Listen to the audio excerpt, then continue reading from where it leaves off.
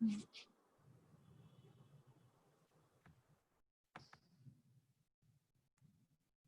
Everyone, आपको फिर से निमी वर्चुअल क्लासेस में स्वागत है।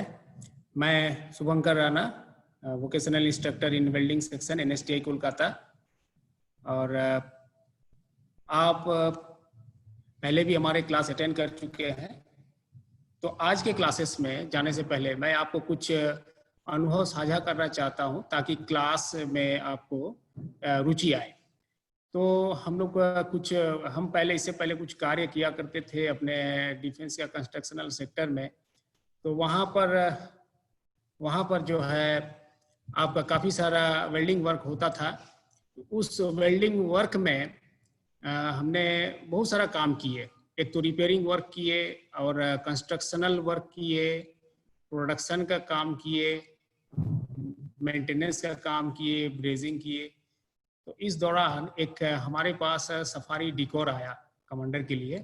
उस डिकोर में पहले जो बनावट है कंपनी से वही है, बट हमको पीछे जो है उसका जो जहाँ डिक्की है वहाँ पर 2 कुर्सी लगाने थे बैठने के लिए। तो वो डिज़ाइन आ गए। तो हम लोग एक ग्रुप में काम करते हैं। हमारे पास welding, sheet metal, carpenter, upholster, ancillary division होता है। तो वहाँ सारे लोग मिलकर कुर्सी बनाने के लिए पहले उसको स्ट्रक्चर बनाना है। फिर स्ट्रक्चर के बाद उसके ऊपर कारपेंटर लकड़ी लगाएंगे, फिर उसके बाद अपलोस्टर, उसके ऊपर जो है गद्दी लगाएंगे। तो पहले स्ट्रक्चर बनाएंगे पाइप से, जिस तरह से गाड़ी में रहता है। तो पाइप का स्ट्रक्चर बनाए और ठीक एकदम ड्राइंग के हिसाब से, और उसके बाद गाड़ी में 4 होल करके उसको लगाने गए। तो लगाने गए तो वो 4 होल में प्रॉपरली बैठ नहीं रहा। तो जब बैठ नहीं रहा है तो काफ़ी मशक्क़त किए, फिर जाके वो बैठा। तो ये होता क्या है कि जब हम लोग कुछ डिज़ाइन या उस पर काम करते हैं तो वो जो है एक्चुअली जब आप काम करते होते हैं तो वो प्रॉपर डिज़ाइन में रहते हैं। बट वेल्डिंग के बाद उसका डायमेंशन का अगर 1 mm भी इधर उधर हो जाए तो उसे हम जो है एक विरूपण मानते हैं, दोष मानते हैं, जिसे आप डिस्टॉर्शन कहेंगे। तो आज आपका जो है इसी पे चर्चा होनी है, तो आप इस पे ध्यान दें।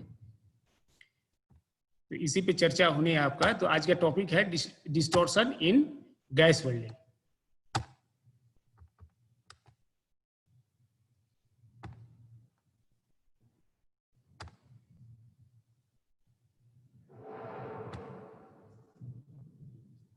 Distortion in gas welding.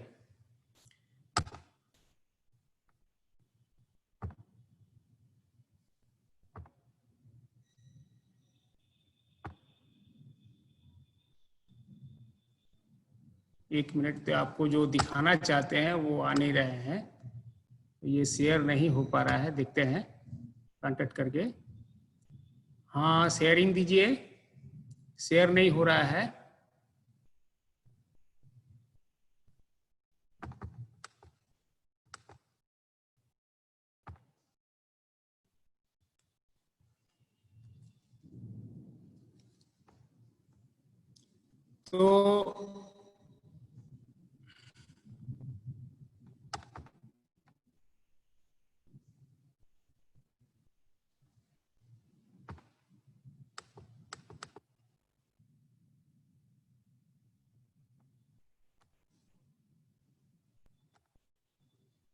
तो आज आपका जो विषय है डिस्टॉर्शन इन गैस वेल्डिंग। तो गैस वेल्डिंग के दौरान जो भी हमारा जो स्ट्रक्चरल जो चेंजेस आते हैं उसके ऊपर हम इसमें बताएंगे। तो इसमें आपका वेल्डिंग आप करते हैं पहले बेसिक वेल्डिंग ट्रेनिंग में। आप जो है इसमें पहले आप इलेक्ट्रिक आर्क वेल्डिंग करते हैं, MMAW, और आप उसमें फिर आप उसमें एक दूसरा पार्ट है कि गैस वेल्डिंग। तो दोनों ही विभाग के ऊपर हम चर्चा करेंगे ताकि जब आप काम करें तो आप उस समय उस काम के ऊपर डिस्टॉर्शन ना आए, तो उसमें ज़्यादा आप ध्यान दे पाएंगे या फोकस कर पाएंगे। तो आज हम आपके साथ डिस्टॉर्शन इन गैस वेल्डिंग के ऊपर क्या क्या प्रॉब्लम्स आते हैं, डिस्टॉर्शन आते हैं, तो उसके ऊपर हम आपको बताएंगे। तो पहला तो है कि डिस्टॉर्शन क्या है। ये दोनों ही क्षेत्र में एक है, बट क्या डिफिनीशन इसका जानिए।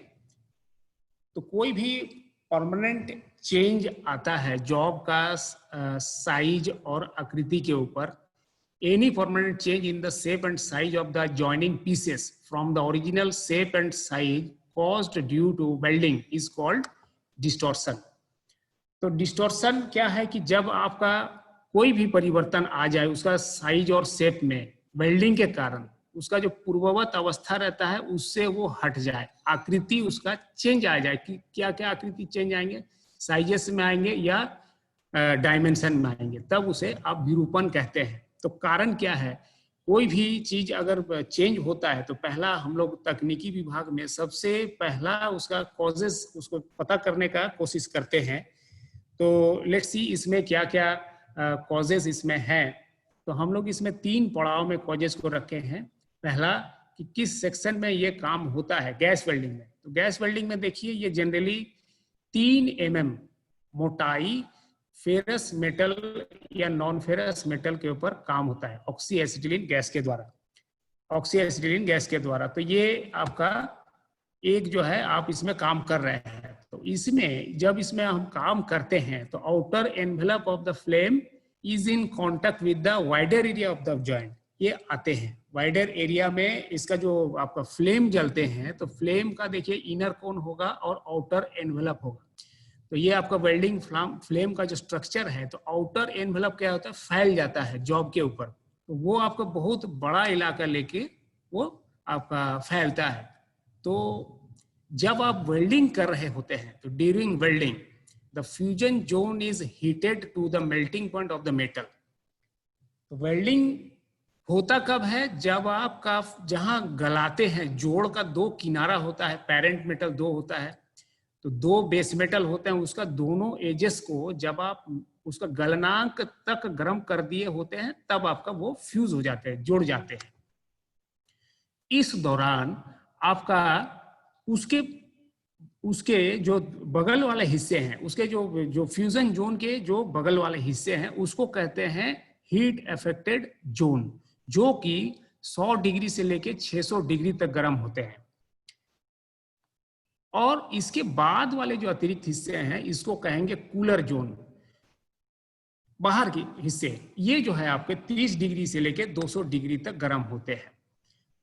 तो ये आपका इसके वजह से होता क्या है, जब आप वेल्डिंग कर रहे होते हैं तब आपका मोर एक्सपेंशन एट फ्यूजन जोन।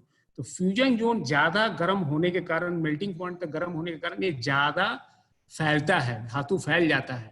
और less expansion at the heat affected zone, तो इससे कम फैलता है हेज में।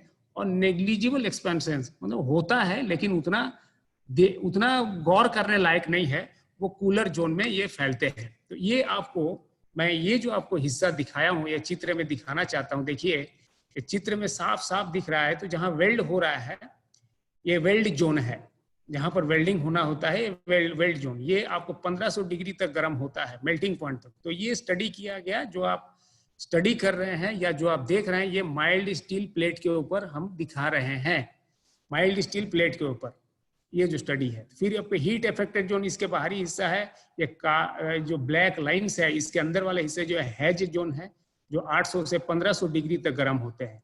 और इसके बाहरी हिस्सा है ये कूलर जोन कहलाता है, जो कि सी मार्क किया हुआ है दोनों ही छोर में, तो जो कि 30 डिग्री और 200 डिग्री से 200 डिग्री तक गर्म होते हैं।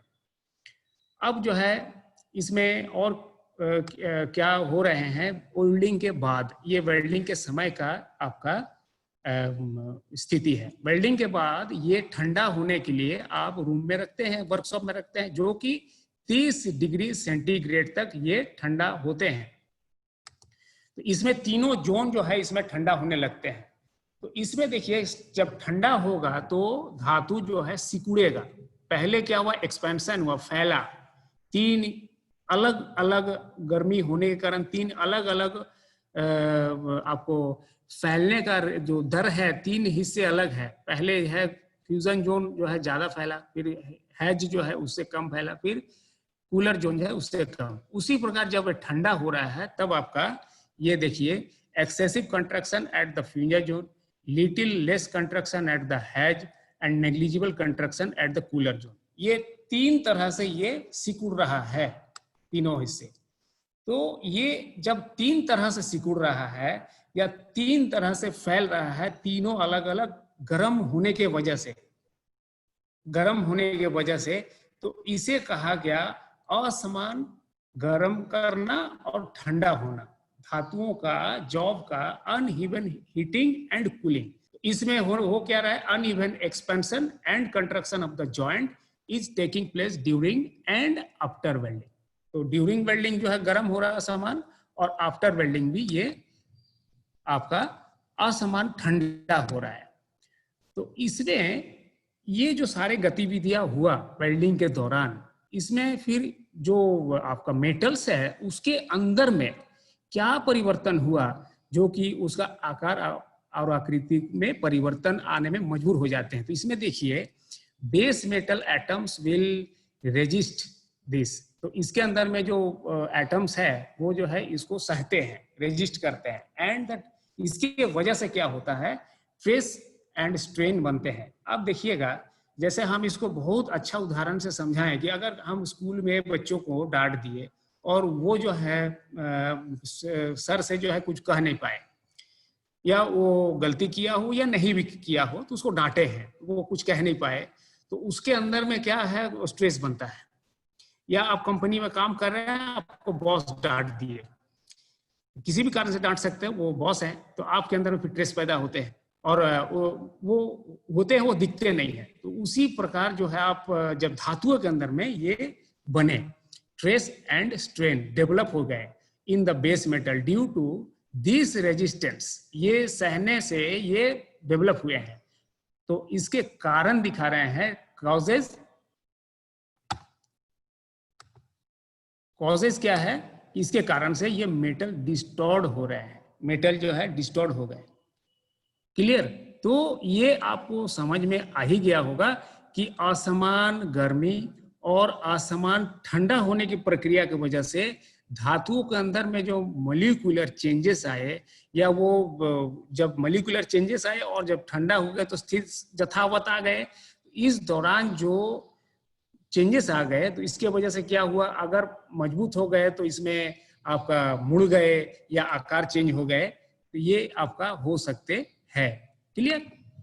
अब जो है किस तरह से ये परिवर्तन आते हैं वेल्डिंग के बाद, किस तरह का परिवर्तन आते हैं, इसमें भी आपका बताया गया है किस तरह से परिवर्तन आते हैं। तो ये देखिए, 1 नंबर है लॉन्गिट्यूडिनल डिस्टॉर्शन, सेकंड है ट्रांसवर्स डिस्टॉर्शन, और थर्ड है एंगुलर डिस्टॉर्शन। तो आपको याद रखने के लिए आप समझे कि जॉब आपका एक बट वेल्डिंग जॉब है, तो वो क्या है, आपका लंबा अवस्था में वेल्डिंग की दिशा में, वेल्डिंग जो हो रहा है उस दिशा में अगर मुड़ जाए, चाहे वो अपने तरफ मुड़े चाहे दूसरी तरफ मुड़ जाए, तो मुड़ने से ये लॉन्गिट्यूडिनल डिस्टॉर्शन कहलाएंगे। और ट्रांसवर्स डिस्टॉर्शन जो है, ये अगर चौड़ाई स्थिति में अगर ये अपना आकृति बदल ले चौड़ाई की स्थिति में, तब ये ट्रांसवर्स डिस्टॉर्शन। और अगर किसी भी एंगल का परिवर्तन हो, जॉब अगर बट वेल्ड है, बट जॉइंट है, तो 180 डिग्री में रखा हुआ है, तो 180 डिग्री सरल रेखा में रखा है, अगर वो परिवर्तन हो जाए तो आपका एंगुलर डिस्टॉर्शन। अगर फिलेट वेल्ड है, फिलेट वेल्ड मतलब लैप जॉइंट है, टी जॉइंट है, कॉर्नर जॉइंट है, 90 डिग्री में आप जोड़े जाते हैं फिलेट वेल्ड, इसमें आपका 90 डिग्री से ये अगर अधिक हो जाए या कम आ जाए तो आपका एंगुलर डिस्टॉर्शन कहलाएगा। अभी इसको जो है आप देखिए, ये चित्र में देखिए जो बताए हैं, लॉन्गिट्यूडिनल डिस्टॉर्शन, आपका जॉब रखा हुआ है, प्लेन जॉब है, इसके ऊपर जब वेल्डिंग किए हैं, वेल्डिंग दोनों ही दो वेल्डिंग किए हैं, और आपको एरो मार्क करके दिखा रहे हैं कि किधर से ये बेंड हुआ है, ये दोनों तरफ से ये बेंड हुआ है, ये इधर से भी बेंड हुआ है और उधर से भी बेंड हुआ है, दोनों तरफ से बेंड हुआ है, तो इसे आप लॉन्गिट्यूडिनल डिस्टॉर्शन कहेंगे। स्थिति, ये स्थिति अगर उत्पन्न हो जाए तो ये लॉन्गिट्यूडिनल डिस्टॉर्शन कहेंगे, ये है। और जॉब अगर आप जोड़ रहे हैं गैस वेल्डिंग में, आप पूरा ख्याल कीजिए। गैस वेल्डिंग में अगर जॉब जोड़ रहे हैं तो जब शुरू किए, अब देखिएगा अगर गैस वेल्डिंग करेंगे आप 1.5 से लेके 2 mm तक रूट गैप दिए हैं, तो उसमें जब आप जोड़ना शुरू करते हैं बराबर रूट गैप रखते हुए, तो जब आप शुरू करेंगे लेफ्ट वर्ड टेक्निक में जोड़ेंगे और शुरू करके जब आखिर तक आएंगे तो देखेंगे कि ये रूट गैप क्लोज हो जाएंगे, ये एक दूसरे के ऊपर चढ़ जाएंगे। इस तरह का परिस्थिति अगर हो जाए तो ये ट्रांसवर्स कॉन्ट्रैक्शन या डिस्टॉर्शन कहलाएगा। और आपको जो बताया एंगुलर डिस्टॉर्शन, देखिए स्पष्ट दिख रहा है कि 180 डिग्री में आपने जॉब को सेट किया, और वेल्डिंग के बाद जो डॉटेड जो लाइंस दिख रहे हैं बट वेल्ड में, बट जॉइंट में 177 डिग्री अगर हो गया है तो ये आपका डिस्टॉर्शन हुआ है। उसी प्रकार आपका ओपन कॉर्नर जॉइंट दिखा है सेकंड चित्र में, यहाँ पर है आपका जॉब 90 डिग्री में आपका वेल्ड होना है, लेकिन आपका जॉब क्या हुआ 87 डिग्री हो गया आफ्टर वेल्डिंग, तो आपका ये एंगुलर डिस्टॉर्शन हुआ है। तो ये जो है आपका नहीं होना है। जॉब जिस स्थिति में ब्लू प्रिंट होके आया है, ड्राइंग बन के आया है, उसी स्थिति में जॉब को देना है। तो काफी इसमें जो है प्रक्रियाएं किया जाता है ताकि ये ना हो। तो क्या क्या प्रक्रियाएं हम लगाते हैं डिस्टॉर्शन नहीं होने के लिए, इस पे हम आगे बताते हैं। तो आप इसको ध्यान से सुनिए और देखिए। तो ये है मेथड्स जो है जो अपनाएंगे डिस्टॉर्शन कम करने के लिए। देखिए डिस्टॉर्शन ये आएगा ही, चाहे आप कितना भी जोर लगा लो, क्योंकि मॉलिक्यूलर डिस्टर्बेंस आते हैं, मॉलिक्यूलर चेंजेस आते हैं इसके अंदर में, धातुओं के अंदर में गर्मी के बाद। तो ये आप रोक नहीं सकते, लेकिन इसको आप कम कर सकते हैं, मिनिमाइज कर सकते हैं। इतना मिनिमाइज कर दे कि वो ना के बराबर हो। तो आप इसमें वाजिब है आप इसमें काम करेंगे। तो control of distortion by proper welding method, आप इसमें क्या करते हैं, सही वेल्डिंग मेथड का प्रयोग करते हैं। तो सही वेल्डिंग मेथड आप प्रयोग करेंगे तो इसमें आप डिस्टॉर्शन कंट्रोल होगा। तो जिस तरह से आपका कहा गया है वेल्डिंग मेथड जो है, आप लेफ्ट वर्ड टेक्निक करना है, राइट वर्ड टेक्निक करना है, या आपको वर्टिकल करना है, ये आपको मेथड यूज करना है। फिर आप इसमें जब आप करते रहते हैं तो इसमें होता क्या है कि uneven expansion and contraction in the weld will create very high shrinkage forces. तो ये श्रिंकेज फोर्स जो है यहाँ उत्पन्न होता है बहुत अधिक मात्रा में। श्रिंकेज फोर्स मतलब ये आपको सिकुड़ता है। श्रिंकेज फोर्स मतलब सिकुड़ना। आप कभी जोड़े कोई धातु को, आप जब जोड़ने जाएंगे, वेल्डिंग करने जाए और टैकिंग जब करेंगे, आप देखिएगा इसमें आपको बहुत अच्छा से दिखाई देगा। आप जॉब को फायर ब्रिक्स के ऊपर रखे, आप 1.5 से 2 mm तक रूट गैप दिए, 1.5 दे दिए आप रूट गैप, आप 1.6 mm फिलर रड का इस्तेमाल कर रहे हैं। तो आप जब आप पहले टैकिंग करेंगे, आप किसी भी एक तरफ कर लीजिए, या तो आप राइट साइड में टैकिंग करें, तो राइट साइड में आप टैकिंग करिए। तो देखिएगा कि जॉब को जब टैकिंग कर दिए उसके बाद देखिएगा लेफ्ट साइड में आपका वो हरकत होता है, जॉब में हरकत होता है। ये क्या होता है, सिकुड़ता है, आपको दिखाई देगा। तो वो जो है वो श्रिंकेज फोर्स है, वो वेल्डिंग के दौरान वो उत्पन्न होते हैं। तो अब इसको जो है क्या करें, अभी necessary to control them by one or more methods. अब इसको जो है श्रिंकेज फोर्सेस को कंट्रोल करेंगे एक अथवा अधिक मेथड से। तो इसमें हम लोग 3 सिद्धांतों का पालन करेंगे। एक तो है कि एक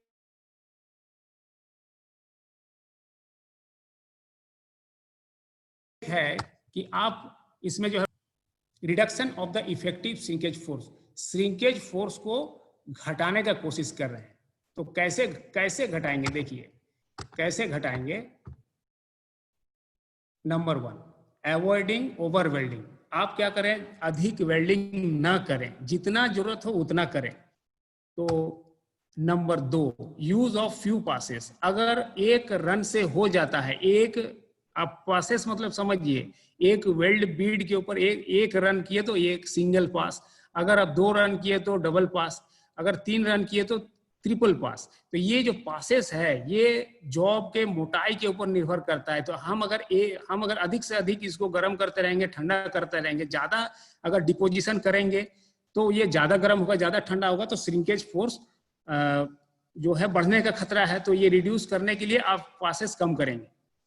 यूज ऑफ स्किप वेल्डिंग, तो आप क्या करें, वेल्डिंग करते हैं और वेल्डिंग से हट जाते हैं। अभी हम इसको विस्तारित आपको बताएंगे इसमें जब काम करेंगे। तो देखिए, अवॉइडिंग ओवर वेल्डिंग, आप अगर इसको चित्र में देखें तो आपको समझ में आएगा। ओवर वेल्डिंग जो क्रॉस सेक्शन करके दिखाया गया है, तो ये जो क्रॉस सेक्शन करके दिखाया है, ये अधिक मात्रा में वेल्ड हुआ है तभी ये बेंड हुआ है, ये दोनों तरफ से दिखाए हैं। तो ये एक्सेस मेटल डिपॉजिट जो आप दिखा रहे हैं, ये ना करें, जितना जरूरत हो उतना करें, तो आपका ये स्थिति उत्पन्न नहीं होगा। यूज ऑफ फ्यू पासेस, अब देखिए इसमें साफ साफ दिख रहा है कि हमने जो 10 mm जो है प्लेट्स के ऊपर जो है ये ज्यादा पासेस लगाए। हम इसको अगर 3 mm सीट्स के ऊपर देखें, 3 mm सीट्स के ऊपर जितना पासेस लगाएंगे तो उतना ये बेंड होगा, रॉन्ग होगा, और इसमें 2 ही पास लगा दिए तो ये सही रहेगा। अच्छा, ये आपका यूज ऑफ स्किप वेल्डिंग, अगर हम किसी पानी के जो है टब को जोड़ रहे हैं सीट लगा के, आपको पानी के टब, आयताकार टब है, उसमें अगर आप जोड़ रहे हैं, टंकी बना रहे हैं सीट्स का, उसमें या तो आप कोई ट्रे बना रहे हैं, तो आप उसमें जो है जब आपको बनाने दिया जाए तब आप उसमें लगातार अगर वेल्डिंग कर देंगे तो वो जो है डिस्टॉर्शन आ जाएगा।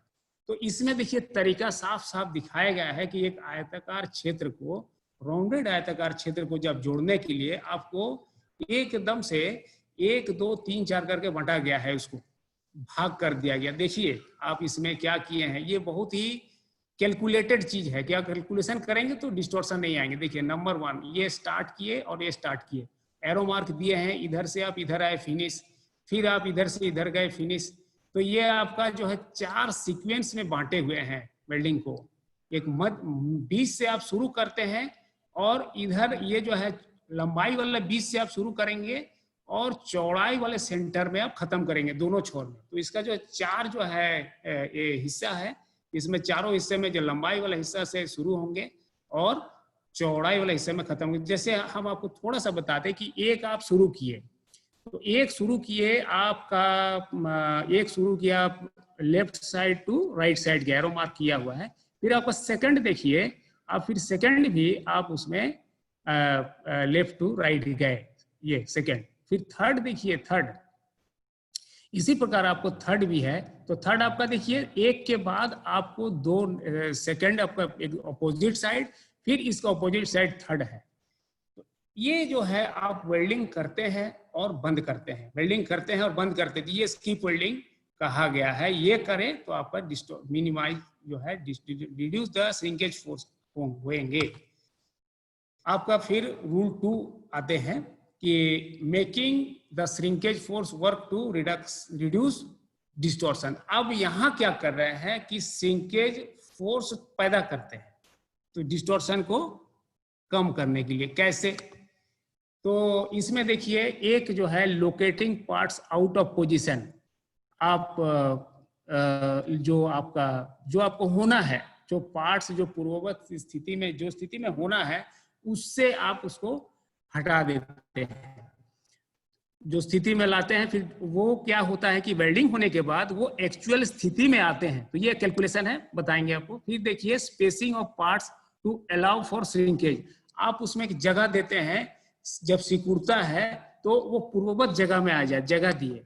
तो ये देखिए locating parts out of position. आप क्या किए, जब आप इसको, आप ऊपर वाले चित्र में देखिए, आपने बट वेल्डिंग कर रहे हैं, बट जॉइंट बना रहे हैं, तो आप 180 डिग्री में आपका होना है जॉइंट, सरल रेखा में आना है। तो आप उससे पहले आपने क्या किए, इसको जो है आप 178 डिग्री में आप उसको सेट कर दिए। तो इसमें क्या होगा, 2 डिग्री जो है इसका आपने अलाउंस दिए। 2 डिग्री इसलिए दिए, इसमें कैलकुलेशन है, 1 डिग्री आप अलाउंस देंगे तो आपको 1 डिग्री, एक रन में 1 डिग्री आपका सिकुड़ेगा, एक कैलकुलेशन है। फिर 2 रन अगर इसमें होगा तो 2 डिग्री सिकुड़ेगा, तो 2 डिग्री आप 178 डिग्री इसको बेंड कर दिए, फिर आप वेल्ड किए तो 180 डिग्री हो गया। उसी प्रकार आप इसमें एक जोड़ रहे हैं, इसमें देखिए आप दो तरफ 2 सीट रखे हैं, बीच में एक सीट रखे हैं। तो जब जोड़ेंगे इसमें भी आपका डिस्टॉर्शन दे के रखे हैं, पहले से आप अलाउंस दे के रखे हैं, तो जोड़ने के बाद ये सीधी हो रही है। ये आपको दिख रहा है कि एरो मार्किंग में जो दिखाया गया है कि वेल्डिंग करने के बाद ये अपना दिशा परिवर्तन कैसे कर रहे हैं, डायरेक्शन ऑफ डिस्टॉर्शन दिखाया गया है एरो मार्किंग में। तो आप जो डॉटेड लाइन है ये वेल्डिंग के बाद आने हैं, और आपने जो सेट किया ये आपका जो पूरा प्रोजेक्शन लाइन दिख रहा है ये आपको सेट किया हुआ है। आप वेल्डिंग करने के बाद ये अपने पोजीशन में आ जाते हैं। क्लियर? तो ये आपका कैसे किए, तो pre cambering to compensate for angular distortion, आपने ये पहले से तैयार किए हैं। अब ये जो है आपको spacing of parts to allow for shrinkage force, आपने कोई माने आपको जो गोलाई वाला हिस्सा जो है आपको जोड़ना है। तो खास करके इसमें हम लोग जो है कास्ट आयरन के जॉब आते हैं इस तरह के टूट गए हैं, उसको अगर हम जोड़ेंगे तो उसका जो पहले हम लोग क्या करते हैं, जमीन में इस तरह का पूरा जो है मार्किंग कर लेंगे with the help of divider. Marking कर लेने के बाद इसको क्या करेंगे, ये आपका स्थिति आना है कौन सा, ये आपको दिखाया गया कि एक है डायमीटर प्लस जो है आप श्रिंकेज फोर्स अलाउंस दिए, कौन सा, ये गैप में ये आपने अलाउंस दिए हैं। तो जब यहां पर आप जोड़ेंगे तो ये पूर्ववत स्थिति में आ जाएगा, तो आपका चेंजेस नहीं आएंगे। तो ये आपको देना है। ये इसमें आपने जो है इस मेटल के ऊपर आपने कटर से काटे हैं, भी बनाए हैं, या तो टूट गया है आप भी नहीं बनाए, टूट गया है, तो इसमें आप अलाउंस दे के रखे, जब सिकुड़ेगा तो ये अपने एक्स की स्थिति में आ जाएंगे। तो ये हो गया spacing of parts to allow for shrinkage. तो ये रूल 3 है। रूल 3 में है बैलेंसिंग। आप क्या कर रहे हैं, बैलेंस कर रहे हैं किसके साथ, एक श्रिंकेज फोर्स के साथ दूसरे श्रिंकेज फोर्स को बैलेंस कर रहे हैं। तो इसको कैसे करेंगे, तो use of proper welding sequence, आप वेल्डिंग सीक्वेंस का इस्तेमाल करें, पिनिंग करें। तो ये 2 है हमारे गैस वेल्डिंग में, हम इसका ज्यादा प्रयोग करते हैं। इसमें देखें और डाइवर्जेंस अलाउंसेस देते हैं। तो use of proper welding sequence, ये वेल्डिंग सीक्वेंस क्या है देख लीजिए। तो अगर आप जोड़ रहे हैं तो देखिए नंबर 1 चित्र में दिखाए हैं कि 2 एंगल नुमा आपका चीजों को जोड़ेंगे। तो as used when fabricating square sections from angles और चैनल्स। तो आपको 2 जो है चैनल को जोड़ने होंगे गैस से। तो तब आप क्या करेंगे कि इसको टैग कर देंगे चारों साइड से। फिर आप एक जो है जोड़ेंगे इधर ऊपर साइड को, फिर आप जो है 2 जोड़ेंगे, इसका गैप देके फिर जोड़ेंगे 2, फिर 3 नीचे करेंगे, फिर 4 नीचे करेंगे। देखिए सीक्वेंस चेंज किया, आप क्या कर रहे हैं, वेल्डिंग सीक्वेंस चेंज कर रहे हैं, इसमें सीक्वेंस को चेंज किए हैं। उसी प्रकार आप जब इसको बट ज्वाइंट करेंगे तब भी देखिए आप क्या किए, एक जो है नीचे जोड़े, फिर ऊपर 2 जोड़े, फिर 3 नीचे जोड़े, फिर 4 ऊपर जोड़े। तो इसमें क्या होगा कि श्रिंकेज फोर्स जो है अदला बदली होते रहेगा और पूर्ववत स्थिति में आ जाएंगे। इसी तरह एक कोई बार है, बार को जब हम रीमेटलिंग कर रहे होते हैं तो हम एक तरफ से रीमेटलिंग ना करके हम क्या करेंगे, ये आपका देखिए हार्ड फेसिंग ऑपरेशन कर रहा है, यहाँ पर हार्ड फेसिंग ऑपरेशन चल रहा है। तो हम क्या किए, एक जो रन चलाए ऊपर और दूसरा रन नीचे जस्ट अपोजिट, फिर तीसरा जो है 9 घड़ी की 9 में चलाए, फिर चौथा जो है घड़ी की 3 में चलाए। मतलब जो है 12 बजे 1 चलाए, 6 बजे 2 चलाए, 9 बजे 3 चलाए और 3 बजे 4 चलाए। इसी तरह से सीक्वेंस करके अगर आप करते हैं तो आपका बैलेंस होगा, श्रिंकेज फोर्स का बैलेंस होता है। फिर आप पिनिंग करते हैं तो क्या होता है, पतले धातुओं में जब हम वेल्डिंग करने लगते हैं तो इसमें क्या होता है, ये मुड़ने लगते हैं। तो आप क्या करते हैं, फिर पिनिंग करते हैं, हैमरिंग नहीं करते। पिनिंग करने से क्या होगा, वो पूर्ववत स्थिति में आ जाते हैं। और डाइवर्जन अलाउंस देते हैं, ज्यादातर आप यही करते हैं जब आप ITI में जब जोड़ बनाते हैं सीट्स के ऊपर, तो आप डाइवर्जेंस अलाउंस देते हैं। तो डाइवर्जेंस अलाउंस देखिए आप 300 mm लेंथ में अगर जोड़ रहे हैं, 2 सीट है, 300 mm लेंथ का 3 mm सीट है, 2 सीट है, इसको जोड़ेंगे तो इसमें आपको 3 mm फॉर ईच 300 mm में आपको अलाउंस देना पड़ेगा। 3 mm 300 mm में। अगर 300 mm में 3 mm दे रहे हैं तो हमारे पास 100 mm के जॉब आते हैं। तो 100 mm के जॉब में आप कितना अलाउंस देंगे? अगर 300 mm में आखिर में 3 mm देते हैं तो 100 mm में कितना देंगे? तो अगर आपका 100 mm में 100 mm का जॉब में आपका 1.5 से 2 mm आपका पहला रूट गैप है, तो आप उधर जो है जाके ये 300 में 3 mm है, उसमें 1 mm देंगे। तो यहाँ से अगर 1.5 mm दिए हैं तो उधर 2.5 mm देंगे। तो इस तरह से आपका अलाउंस दिया रहेगा। तो जब आप शुरू करेंगे, कितने में शुरू करिए? 1.5 mm में जब आप जोड़ना शुरू करेंगे, उधर 2.5 mm रहेगा, लेकिन आखिर में जब जाके पहुंचेंगे तो आपको 1.5 mm भी आएंगे। ये आपका जो है डाइवर्जेंस अलाउंस इसको कहते हैं। क्लियर? तो अब जो है इसमें आपको ये एज प्रिपरेशन गैस वेल्डिंग में हम करते हैं। तो ये जो है हमें अलग करता है इलेक्ट्रिक वेल्डिंग से। एज प्रिपरेशन हम क्या क्या करते हैं, किस टी जॉइंट और लैप फिलेट, टी फिलेट और स्क्वायर एज प्रिपरेशन करते हैं। किसमें? टी लैप में हम स्क्वायर कॉर्नर में 3 mm प्लेट तक सिर्फ स्क्वायर एज प्रिपरेशन ही करते हैं। और butt joints plate edge preparation depending on the thickness of the material to be welded. तो 3 mm तक ही हम काम करते हैं। लेकिन बट जॉइंट में हालांकि हम इसमें कास्ट आयरन के ऊपर भी काम करते हैं और ब्रास के ऊपर भी काम करते हैं, कॉपर के ऊपर भी। इसीलिए इसमें जो है आपको टेबल बना के दिखाया गया है कि एज प्रिपरेशन क्या है और डायमीटर ऑफ फिलर रड क्या है और मेटल थिकनेस क्या है। तो अप टू 1.6 mm तक आप जो है डायमीटर ऑफ फिलर रड जो है 1.6 mm का ही इस्तेमाल करेंगे, 1.6 mm थिकनेस में। और आपका जो है एज प्रिपरेशन रहेगा, कौन सा रहेगा? No root gap. तो ये एज जॉइंट कहलाता है, edge joint, no root gap. आपका 1.6 से 2.5 mm तक diameter of the filler rod 1.6 से 2.5 mm तक रहेगा। और आपका ये एज प्रिपरेशन स्क्वायर एज है और रूट गैप 1.5 से 2 mm तक, जो आपको बताया गया है पहले। इस तरह से 2.5 से 4 mm तक का, 2.5 mm से 3.15 mm तक का फिलर रड इस्तेमाल करेंगे। और यहाँ पर आप 60 डिग्री का आप सिंगल बिवेल करेंगे दोनों प्लेट्स में। और ये 1.5 से 2 mm तक का रूट गैप रखेंगे। इस तरह से आपका ये बाकी जो है आपको बताया गया है चार्ट में। क्लियर? तो ये आप देख लीजिए। अब जो है आप जो है इसमें समझ गए होंगे कि कैसे आपका डिस्टॉर्शन हो रहा है, क्यों हो रहा है। समझ गए हैं? क्योंकि आप स्पष्ट समझिए, 3 हिस्सों में गर्म होते हैं, 3 हिस्से में गर्म होते हैं, 3 हिस्से में। एक है फ्यूजन जोन, दूसरा है हीट अफेक्टेड जोन, तीसरा है कूलर जोन। ये 3 हिस्से में गर्म हो रहे हैं। तो तीनों हिस्से अलग अलग तरीके से फैल रहे हैं।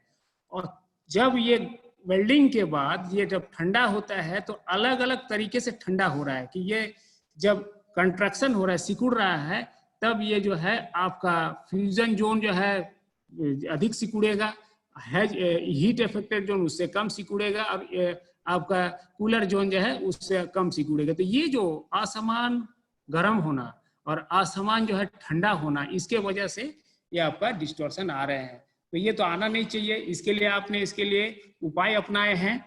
उपाय आपने क्या अपनाए हैं? उपाय आपने क्या अपनाया है कि आपने श्रिंकेज फोर्स को घटाए। Number 1 reducing shrinkage force.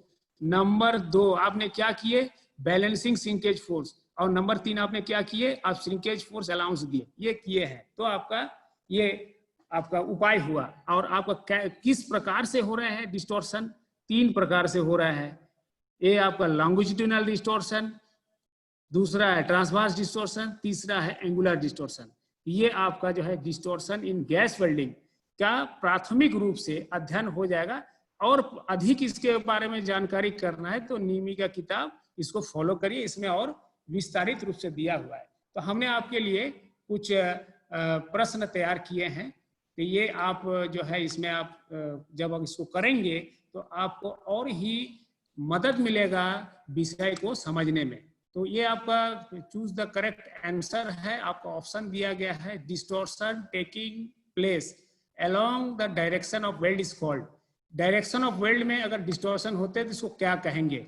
तो एंगुलर डिस्टोर्शन कहेंगे, ट्रांसवर्स डिस्टोर्शन कहेंगे, या लॉन्गिट्यूडिनल डिस्टोर्शन कहेंगे, या कुछ भी नहीं कहेंगे, इनमें से कोई भी नहीं है। तो ये आपको बता दिया गया है। और क्या चेंजेस आते हैं शेप एंड साइज में, जिसे कि आप डिस्टोर्शन कहते हैं, क्या चेंजेस आते हैं? सिमिलर चेंजेस आते हैं, टेम्पोरेरी चेंजेस आते हैं, सिमिलर टेम्पोरेरी दोनों आते हैं, या परमानेंट चेंजेस आते हैं। तो ये आप जान गए होंगे। The angle between the plates changes from the originally set angle is called, जो चेंज आते हैं, एंगल चेंज होते हैं, तो उसे आप क्या डिस्टोर्शन कहेंगे? The zone adjacent to the fusion zone called, zone adjacent to the fusion zone is called, क्या कहते हैं किसको? जब ये 100 डिग्री से 600 डिग्री के भी less than melting point, 100 degree से 600 डिग्री तक गर्म होता है और मेल्टिंग पॉइंट से कम होता है, तो इस जोन को क्या कहेंगे? बहुत ही महत्वपूर्ण सवाल है। तो ये आपने fusion zone, cooler zone, freezing zone और heat affected zone. Use of few passes is one of the process to prevention of distortion under. तो आप कम से कम जब आप उसमें वेल्डिंग करते हैं तो वो कौन सा तरीका होता है जो डिस्टॉर्शन कंट्रोल करने का? ये reducing the effective shrinkage forces, making the shrinkage forces, balancing the shrinkage force, या ए और सी दोनों। तो ये है आपके जो MCQ है, और कुछ सब्जेक्टिव सवाल है जो कि आपको विषय को जानने में मदद करेगा। तो ये 1 नंबर सवाल हमने रखा है, बहुत ही कॉमन सवाल है, व्हाट इज डिस्टॉर्शन और how many types of distortion occurred in gas welding, list out them, और explain the causes of distortion in gas welding, और state the methods of controlling distortion, और describe the edge preparation done in gas welding. ये देखिए बहुत ही सरल सवाल रखे हैं। आपका जो है टॉपिक्स जो है ये पूरा का पूरा प्रायोगिक है, एक्सपेरिमेंटेड है और प्रूफ है। तो जब आप काम करेंगे तभी आप इन सवालों को बनाने में या अध्ययन करने में आपको रुचि आएगा। तो ये आपका gas welding, distortion in gas welding का जो है अध्याय है यहीं तक है। इसके बाद हम लोग अगर इसके ऊपर डिस्टॉर्शन इन आर्क वेल्डिंग, जो कि बहुत ही इंटरेस्टिंग है, उसके ऊपर चर्चा करेंगे। तो आज आपको जो है यहीं तक, धन्यवाद।